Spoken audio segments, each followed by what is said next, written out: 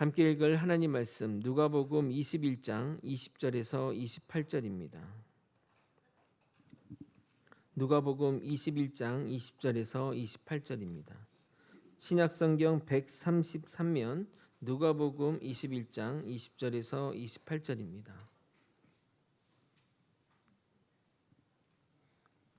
다 찾으신 줄 알고 저와 번갈아 교독하시겠습니다. 제가 먼저 읽겠습니다. 너희가 예루살렘이 군대들에게 애워싸이는 것을 보거든 그 멸망이 가까운 줄을 알라. 그때에 유대에 있는 자들은 산으로 도망갈 것이며 성 내에 있는 자들은 나갈 것이며 촌에 있는 자들은 그리로 들어가지 말지어다. 이날들은 기록된 모든 것을 이루는 징벌의 날이니라. 그 날에는 아이 벤 자들과 젖먹이는 자들에게 화가 있으리니 이는 땅에 큰 환난과 이 백성에게 진노가 있겠음이로다. 그들이 칼날에 죽임을 당하며 모든 이방에 사로잡혀 가겠고 예루살렘은 이방인의 때가 차기까지 이방인들에게 밟히리라. 1월 성신에는 징조가 있겠고 땅에서는 민족들이 바다와 파도의 성난 소리로 인하여 혼란한 중에 공고하리라. 사람들이 세상에 임할 것을 생각하고 무서워함으로 기절하리니 이는 하늘의 권능 등이 흔들리겠음이라. 그때에 사람들이 인자가 구름을 타고 능력과 큰 영광으로 오는 것을 보리라. 함께 읽겠습니다. 이런 이런 일이 일이 되기를 되기를 시작하거든 일어나 머리를 들라 너희 속량이 가까웠느니라 하시더라. 아멘. 앞뒤 좌우로 인사하도록 하겠습니다. 오늘 말씀의 주제와 연관하여 반갑습니다. 우리 모두 바른 종말론을 믿으며 살아갑시다. 반갑습니다. 환영합니다. 안녕하세요. 오늘 바른 종말론으로 살아가기를 소망합니다. 지난주 말씀을 정리하고 오늘 본문으로 나아가도록 하겠습니다. 예수님은 당신이 단순한 다윗의 후손이 아니라 다윗조차 주라고 부르는 하나님이시자 메시아이심을 드러내시며 우리가 예수를 누구로 믿는가라는 본질적인 질문을 던집니다. 정답은 주는 그리스도시요 살아계신 하나님의 아들이심을 기억하시길 바랍니다. 이어서 성경은 장과 절이 아니라 문맥 속에서 이해되어야 하며 과부의 두 랩돈 사건은 역시 단순한 헌신의 모범이 아니라 앞뒤 문맥 속에서 해석해야 함을 말하고 있습니다. 당시 서기관과 종교 지도자들은 외식과 교만 속에서 신앙을 이용해 사람들의 헌금을 강요했고 특히 사회적 약자인 과부까지 착취하는 타락한 모습을 보였기에 예수님이 이를 강하게 책망하신 것입니다. 이러한 흐름 속에서 등장하는 과부의 헌금은 칭찬이라기보다는 타락한 종교 구조 속에서 희생당하는 현실에 대한 탄식으로 이해해야 합니다. 결국 화려한 성전은 하나님이 없는 인간의 탐욕으로 세워진 것이기에 무너질 것입니다. 따라서 이 본문은 헌신을 강조하기보다 하나님을 빙자한 종교 권력의 타락과 그 속에서 고통받는 자들을 드러내며 참된 성전이신 예수님과 올바른 신앙의 본질을 회복하라는 메시지를 담고 있습니다. 지금도 교회의 폭거 앞에 고통받는 이들이 적지 않게 있습니다. 사이비 이단으로부터 권위주의적인 교회로까지 성도들이 고통받는데 분명 그 교회는 돌 하나도 남김없이 사라진 성전 건물처럼 무너져 내릴 것입니다. 최근 31년 생인 신천지 교주 이만희가 최고급 병실에서 연명 치료를 하며 하루하루 버티고 있다는 뉴스가 떴는데 그 바벨탑도 곧 완전하게 무너져 버릴 것입니다. 그러면 한국교회가 신천지 이탈자들을 받아들일 준비를 해야 할 것입니다. 그들을 받아들이지 않으면 그들은 또 다른 이단이나 영원한 불신앙에 빠질 것이기 때문입니다. 오늘은 종말의 때에 일어날 징조에 관해 살펴보도록 하겠습니다. 제가 소망교회에 부임한 이후로 계속해서 제 말씀을 들으신 분은 종말에 관한 말씀을 여러 번 들으셨을 것입니다. 그래서 성도님들이 귀에 딱지가 생길 것 같다며 저에게 불만을 청해도 한 번 더 설교할 내용이 바로 종말에 관한 설교입니다. 여러분이나 저나 지금 시대가 종말의 시대라는 사실을 부정할 분은 없으실 것입니다. 그러므로 우리가 반드시 알아야 하는 것이 바른 종말론이라 하겠습니다. 대부분 사이비 이단들은 구원론과 종말론을 교묘하게 믹스하여 사람들을 미혹합니다. 그러므로 우리가 가장 신경 쓰고 명확하게 알아야 할 것이 바른 구원론과 바른 종말론이라 하겠습니다. 만약 제가 섬기는 성도 가운데 이단에 빠진다면 제가 제대로 말씀을 전하지 못한 증거라 생각하기에 저로서는 이러한 내용을 강조하고 또 강조할 수밖에 없는 것입니다.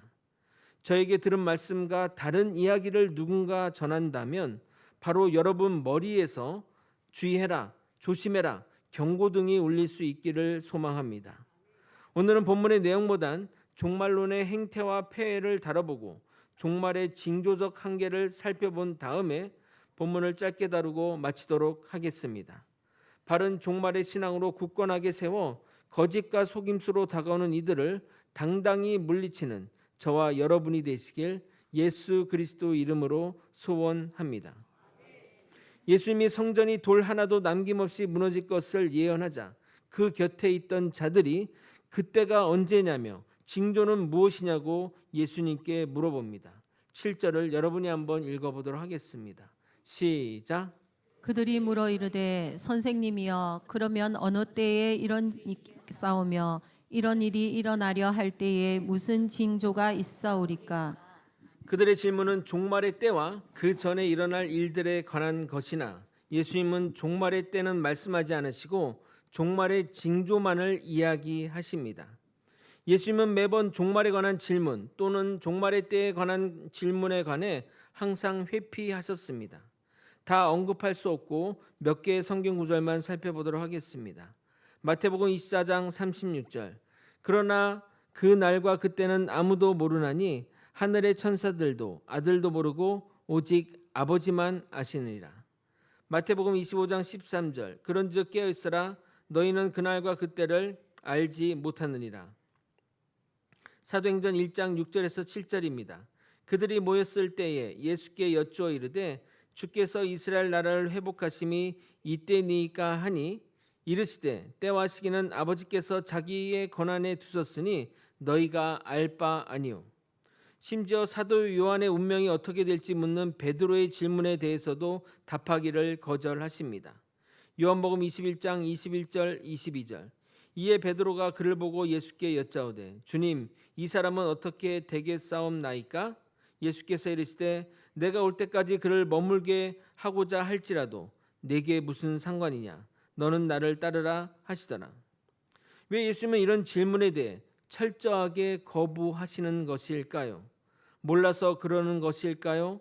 그렇다고 하기에는 당신의 운명과 상황을 정확하게 아시고 이스라엘 멸망도 정확하게 말씀하시며 무엇보다 하나님이신 예수님이 모를 리가 있겠습니까? 하지만 철저하게 예수님은 종말의 때에 대해 침묵하십니다. 왜 그러시는 것일까요? 결론부터 말씀드리자면 종말의 때를 아는 것이 우리에게 좋지 않기 때문입니다. 우리는 이 경우를 시한부 종말론에 빠진 자들의 모습에서 확인 가능합니다. 기독교 역사상 충격적인 사건과 상식 이하의 사건들 대부분이 시한부 종말론에서 비롯되었습니다. 우리나라만 하더라도 오대양 집단 자살 사건을 비롯해 다미 선교의 휴거 사건 등 다 시한부 종말론에서 비롯된 일들입니다. 우리나라만 이런 것일까요? 아닙니다. 세계적으로 시한부 종말론에 빠져서 일어난 사건들이 수도 없이 많습니다. 가장 유명한 사건을 꼽자면 교주 짐 존스를 따라 집단 생활하다가 여러 가지 문제로 인해 법적인 문제가 발생하자 교주의 명을 따라 무려 900명 이상이 독국물을 먹고 자살한 충격적인 사건이 있었습니다. 관련 사진을 보여드리려다가 괜히 그것만 기억에 남을까봐 보여드리지는 않겠습니다. 1997년에는 당시 지구에 접근하는 혜성이 지구에 충돌한다는 루머가 돌았는데 한 집단이 그것을 맹신하여 그 뒤에 외계 우주선이 있다며 그 행성이 지구에 충돌하기 전에 외계인들이 자신들을 태우고 지구를 떠날 것이라 믿었다고 합니다. 물론 그 혜성은 우리 지구 근처에도 오지 않고 지나가 버렸는데 혜성이 오기 전 교주 애플 화이트를 포함한 총 39명이 집단 자살을 한 것입니다. 아마도 육신의 옷을 벗어야 그 비행선에 탈 수 있다고 말했던 것 같습니다. 집단 자살한 사건도 충격이지만 그들의 시신 모습이 미국 전역에 큰 충격을 주었습니다. 하나같이 머리가 짧게 잘려 있었고 같은 옷을 맞춰 입은 데다가 시체 위에는 보라색 천이 덮여 있었습니다. 그리고 대부분 남자들은 거세되어 있었고 중성화 작업을 한다며 여자들도 머리를 아주 짧게 잘렸다고 합니다. 이런 것을 보면서 여러분 가운데 그런 곳에는 이상한 사람들이나 좀 모자란 사람들만 가는 것 아니야? 라고 생각하겠지만 지금 대한민국 국민 가운데 이단에 빠진 자들이 무려 200만 명에 이른다고 합니다. 그리고 제가 아는 나름 믿음 좋은 권사님도 신천지에 빠져 나오지 못하고 있으며 어릴 적 같이 신앙생활했던 친구 부부는 타작마당으로 유명한 신옥주 은혜로 교회에 빠져 피지로 이민가 농사지으며 노예처럼 집단 생활을 하고 있습니다. 그들 모두 다 대학을 잘 나왔고 똑똑한 자들이니 절대 방심하지 마시길 부탁드립니다. 시한부 종말론에 빠지면 그때부터 그들이 하자는 대로 움직이게 됩니다. 생각해 보십시오. 정말 내일 모레 지구 종말이 온다면 내일 직장에 출근할 사람, 학교 갈 사람, 돈을 벌러 나갈 사람, 새로운 사업을 할 사람이 있겠습니까? 정말 종말이 온다면 우리 모두는 교회에 와서 철야로 주님을 부르짖으며 기도해야 될 것입니다. 다미 선교회 사람들이 종말을 앞두고 수많은 사람이 모여 집회를 한 것처럼 말입니다. 그러므로 주님이 그때를 말씀하지 않은 이유는 우리 인간들이 종말의 때를 알면 일상의 삶을 버리고 종말에만 몰두할 것을 염려해서입니다. 하나님은 이 땅을 창조하시며 인간들이 땅을 경작하며 땅에 충만히 성실히 살기를 바라셨습니다. 그래서 종말이 있다고만 말씀하시고 그 때를 알려주시지 않으신 것입니다. 그리고 종말에 대한 두려움 때문에 주님께 나온다면 그것을 진실된 믿음이라 할 수 있겠습니까? 하나님께 나오는 길이 두려움이 되어서는 안 됩니다. 주와 같이 길 가는 것이 즐거운 길인데 염려와 걱정으로 주님께 나온다면 그것은 바른 신앙의 모습이 아닙니다. 염려와 걱정을 주님께 맡겨야 되는데 자신이 구원받지 못할까 염려하여 나오는 것이 어찌 바른 믿음이라 하겠냐 이 말입니다. 그러므로 종말에 대한 두려움과 구원받지 못할 것에 대한 염려가 여러분에게 있다면 여러분의 신앙을 다시 한번 돌이켜 보아야 할 것입니다. 오늘 본문을 또 잘 이해하려면 성경 예언의 특징을 알 필요가 있습니다. 성경의 예언은 중복적으로 예언되고 중복적으로 실현됩니다.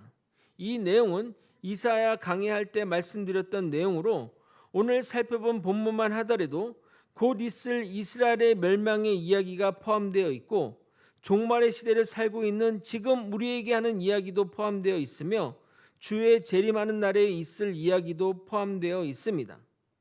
우리가 중복적으로 성취된다고 말할 수 있는 이유는 그 예언이 실현되었기에 그렇게 말할 수 있다는 것입니다. 무슨 말이냐면 결과를 보고 예언을 보니 예수님의 말씀하신 것이 이때를 말한 것이구나 알게 된다는 것입니다. 반대로 예언이 성취되기 전까지는 그 예언을 정확하게 알 수가 없습니다. 예수님이 제자들에게 그리고 수많은 사람에게 당신의 운명을 말씀하셨으나 아무도 그 말을 믿지 않았습니다. 심지어 예언대로 죽으셨는데도 말입니다. 만약 믿었다면 제자들은 예수의 무덤가에 다가서 기다렸을 것입니다. 그러나 예수님이 부활하여 나타나셨는데도 제자들이 그를 귀신으로 생각했다는 것은 예언이 성취되어도 그것을 제대로 인식하는 데는 시간이 걸린다는 것을 의미하는 겁니다. 그러니까 예언을 보고 그런 징조를 보고 우리가 종말을 알 수 있다 하는 것은 그렇게 쉬운 일이 아니라는 겁니다. 하물며 예언이 되기 전 징조를 보고 종말의 때를 안다는 것이 어찌 말이 되겠냐 이 말입니다. 최근 이란과 미국과 이스라엘의 전쟁이 발발했을 때 마치 준비된 것처럼 인터넷에 수많은 영상이 올라왔습니다. 드디어 종말이 왔다. 아마게돈의 전쟁이 벌어질 것이다. 그러니 회개하고 돌아오라. 정말 지겨울 정도로 전쟁이 일어나면 똑같은 레파토리로 사람들을 미혹합니다. 베트남 전에서도 그랬고 걸프 전에서도 그랬고 9.11 테러 등등 그때마다 사람들을 미혹하여 종말론에 빠지게 했던 것입니다. 우리나라도 북한의 핵실험만 하면 누군가 이제 곧 멸망이다 종말을 부추겼고 사건 사고가 크게 일어날 때마다 종말론은 성행하였습니다. 거기다가 종말의 때는 유명한 사이비 교주들이 판을 칩니다. 제가 대학 다니던 시절에는 정명석이 유명했습니다. 그 이전 세대는 문선명이나 박태선이 유명했으며 지금은 신천지 이만이나 하나님의 교회 장길자가 유명합니다. 그러나 그런 것에 미혹되어 간 사람들의 끝이 다 어떻게 되었습니까? 통일교도 이제 몰락의 길을 걸어가고 있고 박태선 전도가는 진작에 사라졌으며 JMS 정명석도 여신도들이 교주의 성적 대상이 되었음을 언론을 통해 드러나게 되었습니다. 신천지도 하나님의 교회도 교주가 죽으면 몰락의 길을 걸어갈 것입니다. 하지만 시한부 종말론에 인생을 바친 사람들의 인생은 회복되는 것이 아닙니다. 과거 제 아내 출산 때 산모 도우미로 한 분이 오셨는데 이런저런 이야기를 하다 자신이 과거 박태선 전도관에 빠져 살았던 이야기를 듣게 되었습니다. 영생불사한다던 교주가 죽고 많은 이들이 떠났으나 자신은 반대하는 남편과 이혼하고 들어왔기에 돌아갈 곳이 없었다고 했습니다. 그래서 계속해서 간의 숭호업 일을 하며 생계를 유지했는데 여러분도 잘 아는 그 신앙촌의 옷이 거기에 인생을 바친 이들이 만드는 제품이었던 것입니다. 그런데 매번 교주 아들이 와서 자신들이 번 돈을 뜯어가는 것에 환멸을 느끼고 나왔다는 겁니다. 그런데 문제는 그 이후로 더 이상 신앙을 가지지 못하겠다는 겁니다. 왜냐하면 진짜라고 믿었고 나름의 성령 체험이라는 것도 했는데 그 모든 것이 가짜라면 어떻게 신앙이라는 것을 확신을 가지겠냐는 겁니다. 아마 이런 일들이 사이비에 빠진 자들이 공통으로 느끼는 문제가 될 것입니다. 그들도 체험을 하고 기도 가운데 성령의 음성을 듣는 것 같고 또 그런 영적인 것들을 경험한다고 합니다. 그러나 그들이 체험한 것은 악의 영에 의한 것이고 악의 영도 천사의 모습으로 다가온다는 사실을 우리는 잊어서는 안 됩니다. 고린도후서 11장 14절 15절입니다.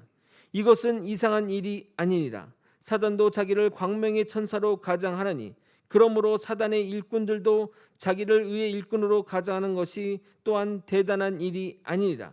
그들의 마지막은 그 행위대로 되리라. 그러므로 사이비 이단이 판을 치고 자신이 재림 예수다 하나님이다 라고 떠들어댈지라도 그것이 종말의 징조이니 미혹되지 마시길 부탁드립니다. 그런데 어떤 이들은 종말의 때를 알려주시지는 않았으나 종말의 징조를 알려주셔서 사람들이 그것으로 종말을 맞추려고 하니 그것은 예수님이 잘못하신 것이 아닌가 말하기도 합니다. 그러나 예수님이 말씀하신 종말의 징조는 종말의 징조를 알려준 것이 아니라 주의하라는 의미로 말씀하신 것이지 그것을 가지고 패를 맞추라고 주신 것이 아닙니다. 누가복음 21장 8절과 9절을 여러분이 한번 읽어보도록 하겠습니다. 읽겠습니다. 시작. 이르시되 미혹을 받지 않도록 주의하라. 많은 사람이 내 이름으로 와서 이르되 내가 그라 하며 때가 가까이 왔다 하겠으나 그들을 따르지 말라. 난리와 소요의 소문을 들을 때에 두려워하지 말라.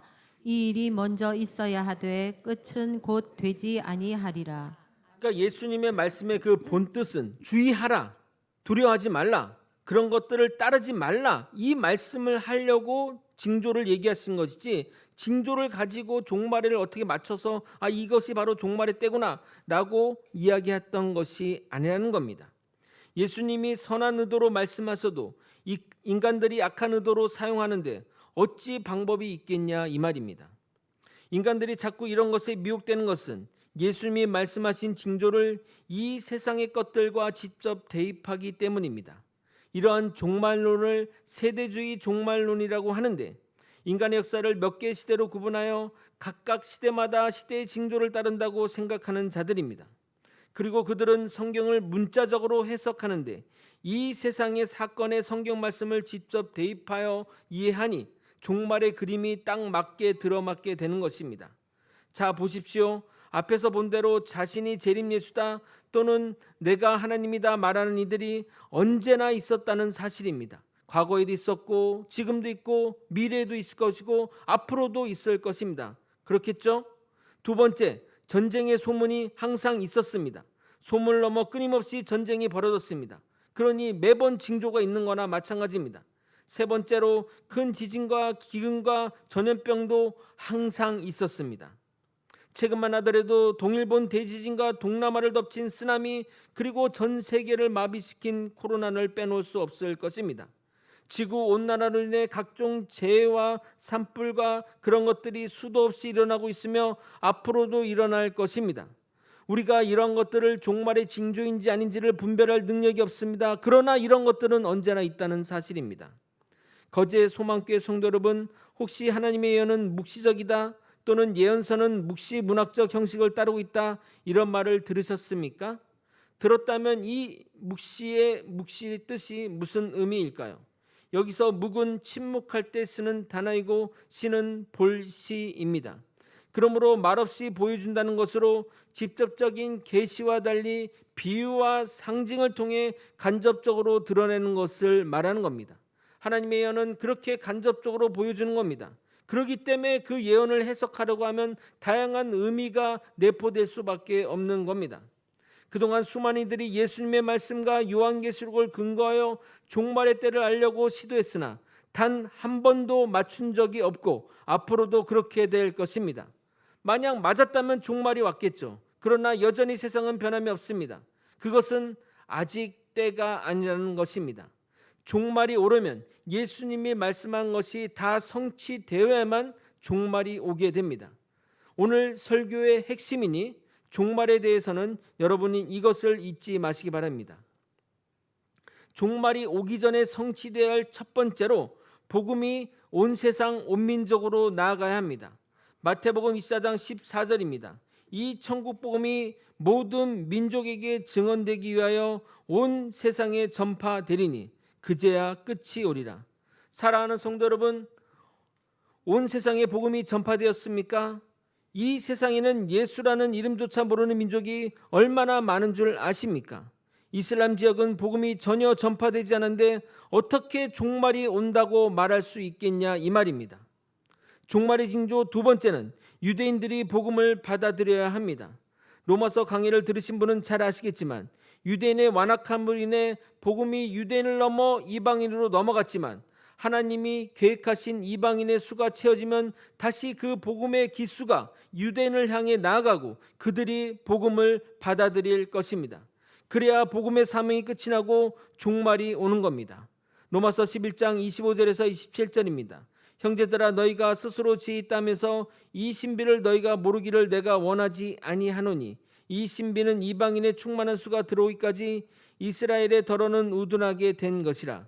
그리하여 온 이스라엘이 구원을 받으리라. 기록된 바 구원자가 시온에서 오사 야곱에게서 경건하지 않은 것을 돌이키시겠고 내가 그들의 죄를 없이 할 때 그들에게 이루어질 내 언약이 이것이라 함과 같으니라. 그런데 여러분, 유대인들이 복음을 받아들였다는 소식을 들은 적이 있습니까? 일부 유대인들이 복음을 받아들이기도 했지만 거의 97%의 유대인들은 복음을 받아들이지 않고 예수를 인정하지 않는데 왜 종말의 이야기가 나오는지 모르겠으며 신천지가 주장하는 14만 4천 명이 믿어야 종말이 온다는 말은 도대체 어떤 근거를 두고 하는 말인지 모르겠습니다.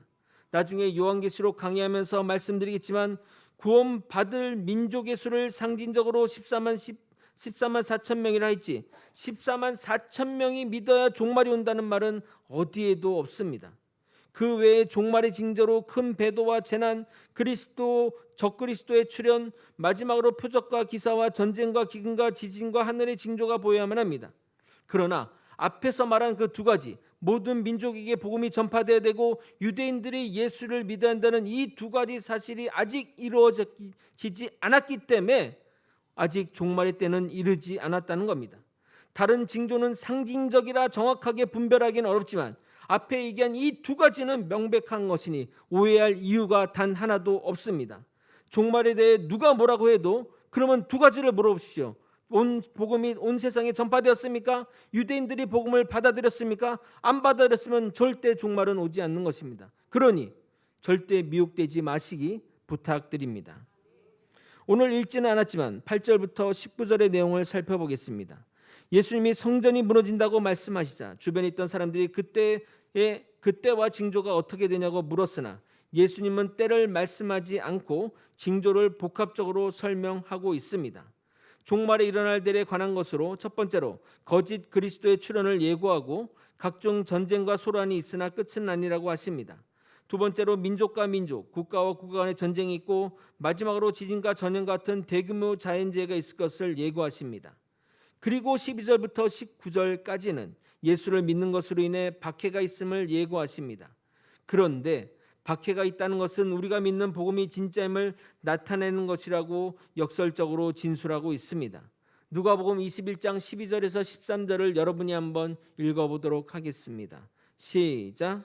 이 모든 일이 전에 내 이름으로 말미암아 너희에게 손을 대어 박해하며 회당과 옥에 넘겨주며 임금들과 집권자들 앞에 끌어가려니와 이 일이 도리어 너희에게 증거가 되리라. 아멘. 이 말이 의미하는 것은 비록 사단이 왕노릇은 하는 세상에서는 범법자로 재판을 받지만 이 고난이 나중에 주님 앞에서 상급을 받는 수 있는 증거자료가 된다는 겁니다.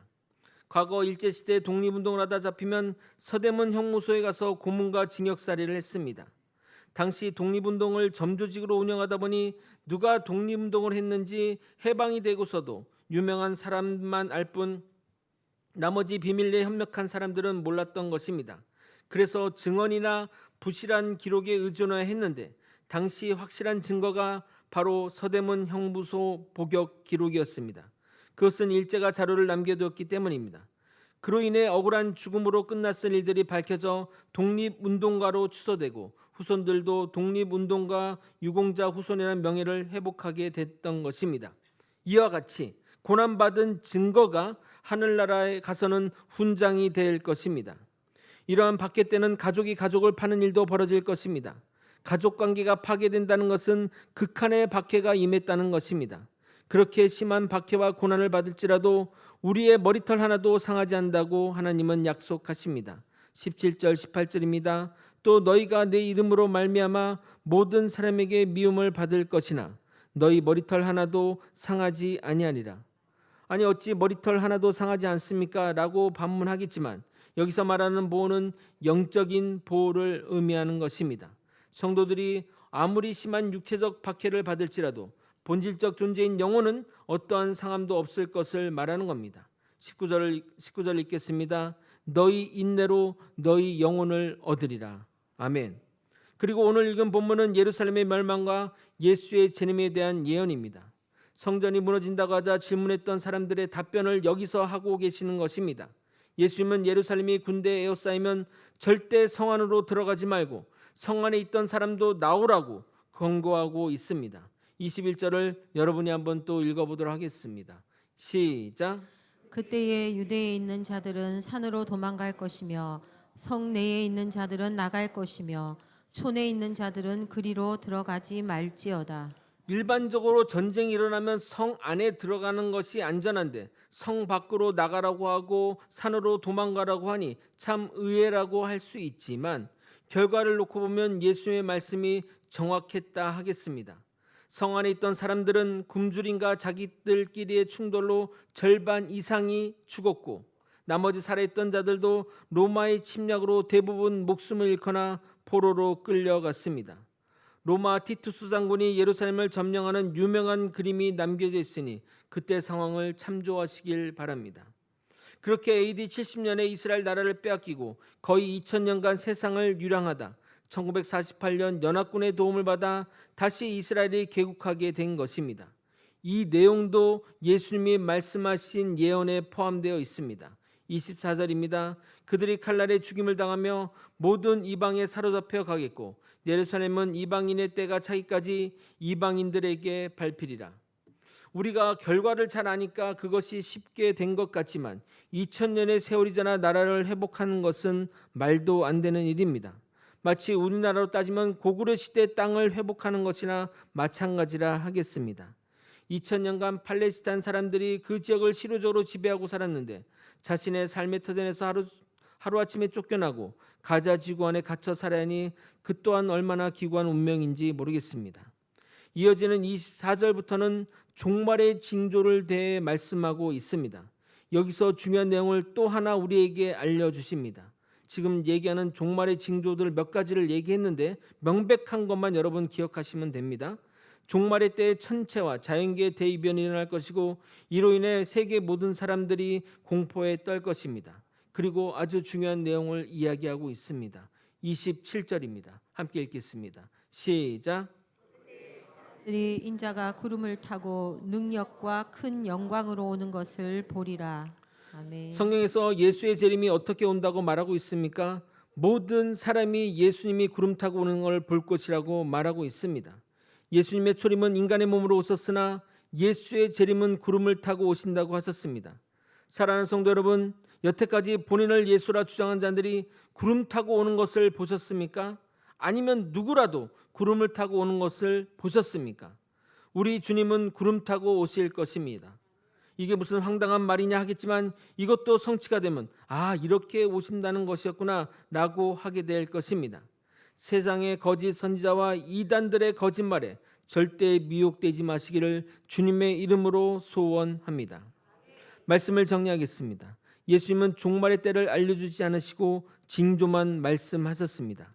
이는 우리가 종말의 날짜를 계산하며 불안과 두려움 속에 살아가게 하라는 것이 아니라 오늘의 삶 속에서 깨어 믿음으로 살아가게 하시기 위함입니다. 그러나 인간은 끊임없이 그때를 알고자 하며 그 과정에서 수많은 거짓 가르침과 사이비 종말론에 미혹되어 왔습니다. 전쟁과 재난, 사회적 혼란은 언제나 있었지만 그것이 곧 종말을 의미하는 것은 아닙니다. 오히려 주님은 그런 상황에서 두려워하지 말라, 조심하라, 미혹되지 말라라고 말씀합니다. 종말은 인간이 계산할 수 있는 영역이 아니라 하나님의 주권에 속한 일입니다. 종말을 준비하는 참된 길은 특별한 정보를 아는 것이 아니라 말씀을 붙들고 오늘을 신실하게 살아가는 것입니다. 그러므로 우리는 기억해야 됩니다. 예수님의 말씀은 예루살렘 멸망을 통해 이미 역사 속에서 정확히 성취되었습니다. 그렇다면 남은 약속, 곧 주님의 재림이 반드시 이루어질 것입니다. 그날은 은밀하게 오지 않으시고 모든 사람이 보는 가운데 영광 중에 임하실 것입니다. 사랑하는 거제 소망교회 성도 여러분, 두려움으로 종말을 기다린 자가 아니라 기쁨과 소망으로 주님 다시 오심을 기다린 자가 되기를 소망합니다. 세상의 헛된 소문에 마음을 빼앗기지 말고 오직 기도하며 깨어있어 우리 영혼을 굳게 지키는 거제 소망교회 모든 성도님이 다 되시기를 예수 그리스도 이름으로 간절히 축원드립니다. 함께 찬양하고 기도의 자리로 가도록 하겠습니다.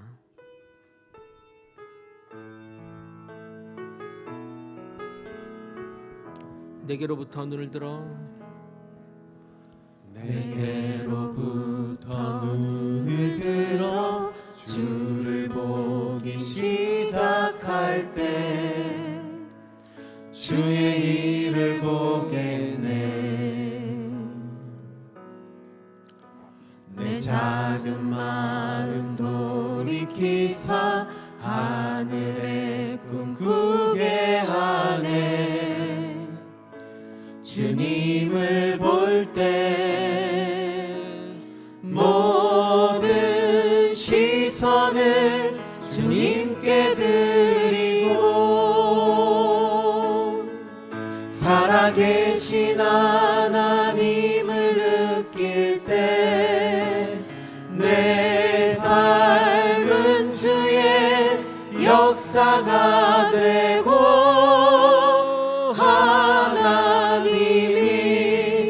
일하기 시작하네. 성령이 나를 변화시켜 성령이 나를 변화시켜 모든 두려움 사라질 때 주의 일을 보겠네.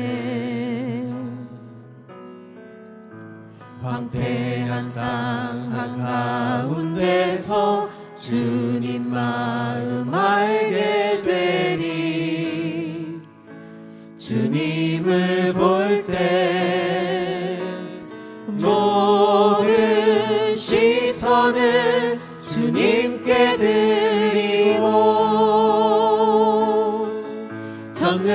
전능하신 하나님을 느낄 때 세상은 주의 나라가 되고 하나님이 일하기 시작하네. 모든 시선을 주님께 드리고 전능하신 하나님을 느낄 때 세상은 주의 나라가 되고 하나님이 일하기 시작하네. 베드로가 무리를 걸을 때 주님만 바라봤으면 아마도 그는 주님께로 걸어 나아갔을 것입니다. 그러나 주변의 환경을 바라보기 시작할 때 그에게 두려움이 왔고 물에 빠져들었던 것입니다. 우리는 주님께 시선을 돌려야 됩니다. 세상이 말하는 헛된 이야기와 미혹되는 말에 절대 우리가 흔들렸을 이유가 하나도 없습니다. 온전히 주님께 초점 맞추고 걸어간다면 우리는 이 땅이 주의 나라가 되고 하나님과 동행하는 삶을 살게 될 것입니다. 오직 주 예수와 동행하면 구속한 주만 보이는 그 세상이 펼쳐질 것입니다. 다음과 같은 기도 제목으로 함께 기도하시겠습니다. 종말을 두려움이 아니라 믿음으로 바라보게 하시고 깨어있는 삶을 살게 하소서. 사이비와 거짓 종말론에 흔들리지 않게 하시고 말씀에 굳게 서는 분별력을 허락하여 주시옵소서. 종말을 기다리며 하나님 맡기신 자리에서 성실하게 살아가게 하여 주옵소서. 네 번째, 다시 오실 주님을 소망하며 두려움이 아닌 기대와 소망으로 주를 기다리게 하여 주시옵소서. 이러한 기도 제목으로 이 시간 마음을 모아 주님의 이름 부르짖고 통성으로 기도하시겠습니다. 주여, 하나님 아버지, 종말을 두려움으로 가지고 아버지 바라보지 않게 도와주옵시고 하나님을 만나는 날 축복의 날로 여기며 믿음으로 바라보는 자가 되게 도와주옵소서. 아버지, 종말의 때에 깨어있기를 원합니다. 아버지, 세상을 잘 분별하게 도와주옵시고 거짓과 사이비에 흔들리지 않게 도와주옵시며 염려와 걱정으로 세상에 주어진 삶을 망치는 아버지 잘못된 길로 나아가지 않게 도와주옵소서. 아버지, 종말을 기다리며 주어진 자리에서 최선을 다하는 자가 되게 소망합니다. 다시 오실 주님을 소망하며 두려움이 아니라 기대와 소망으로 살아가는 우리가 되게 도와주옵소서. 어찌 주님을 만나는 재림의 날이 두려움과 걱정일 수 있겠습니까? 오직 주님을 바라보며 나아가는 길은 즐거운 길이며 행복한 길이며 우리에게 기쁨과 소망이 넘치는 길입니다. 아버지, 온전히 주님만 바라보게 도와주옵소서. 세상으로부터의 시선을 걷어버리고 온전히 구속한 주만 바라보게 도와주옵소서. 세상과 나는 간곳 없고 구속된 주만 바라보는 우리가 되기를 소망합니다. 그 길에 아버지 참된 생명이 있으며 그 길에 아버지 우리의 나아갈 길이 있습니다. 우리가 온전히 주님만 바라볼 때 이 세상이 주의 나라가 될 것이고 온전히 하나님의 믿음으로 나아갈 것입니다. 주님, 이끌어 주시고 인도하여 주옵소서. 세상이 거짓말로 우리를 미혹할 것이고 점점 더 우리를 미혹하는 일들이 넘칠지라도 나는 주님만 바라보기를 소망합니다. 주님만 의지하기 원합니다. 어떤 상황에서도 주님만 따라가는 우리가 될 수 있도록 이끌어 주시고 인도하여 주시옵소서.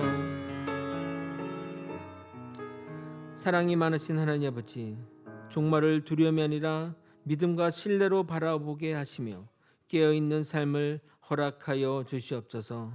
아버지, 종말이 다가올수록 사이비와 거짓 종말론이 우리의 마음을 흔들게 하지만 말씀에 굳게 서서 분별하며 살아가도록 하여 주시옵소서. 아버지, 그리고 종말을 기다리며 내게 맡겨진 자리에서 최선을 다하며 성실히 살아가는 자 되기를 소망합니다. 주님, 역사하여 주시옵소서. 그래서 다시 오실 주님을 기쁨으로, 두려움과 염려가 아닌 기쁨으로 기다리는 자가 되게 도와주옵소서. 주님 만나는 날 우리의 모든 수고와 노력을 주님께 토로하며 하나님께 칭찬받는 우리가 될 수 있도록 인도하여 주시옵소서. 감사드리며 이제는 우리 구주 예수 그리스도의 은혜와 하나님 아버지의 크신 사랑과 성령 하나님의 감동 감화 교통 역사하시는 귀한 은총이 종말의 때를 알려하기보다는 오늘을 믿음으로 살아가며 어떤 미혹과 두려움 속에도 흔들리지 않고 말씀 위에 굳게 서서 다시 오실 주님을 소망 가운데 기다리기로 다짐하는 사랑하는 모든 성도님 머리 위에, 그 가정 위에, 그리고 거제 소망교회 위에 이제로부터 영원히 함께 있을지어다. 아멘.